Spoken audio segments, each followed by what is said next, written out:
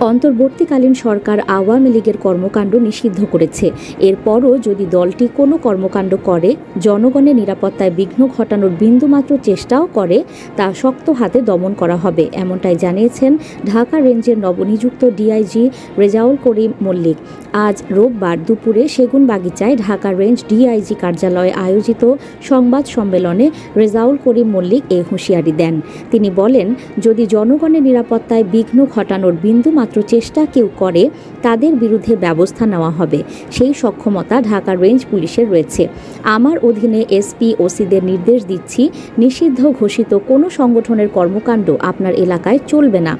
এক প্রশ্নের জবাবে রেজাউল করিম মল্লিক বলেন, যারা নিষিদ্ধ কার্যকলাপের সঙ্গে জড়িত, নিষিদ্ধ সংগঠনের সঙ্গে জড়িত, তাদের সবাইকে আমরা আইনের আওতায় নিয়ে আসব।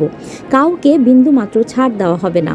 ঢাকা রেঞ্জের নবনিযুক্ত ডিআইজি বলেন, বাংলাদেশ পুলিশের প্রাচীন, অন্যতম, বৃহত্তম ও গুরুত্বপূর্ণ ইউনিট ঢাকা রেঞ্জ পুলিশ। 1829 সালে ঢাকা বিভাগ গঠিত হয়। ভৌগোলিকভাবে ঢাকা রেঞ্জ পুলিশ বাংলাদেশ পুলিশের অত্যন্ত গুরুত্বপূর্ণ ইউনিট, কারণ রংপুর বিভাগ ছাড়া অন্যান্য সব বিভাগের সঙ্গে ঢাকা বিভাগের সীমানা রয়েছে। রাজধানী ঢাকা রেঞ্জের আওতাধীন জেলাগুলো দ্বারা পরিবেষ্টিত। নিউজ ডেস্ক, সংযুক্ত। সাবস্ক্রাইব করে সংযুক্তের সঙ্গে থাকুন।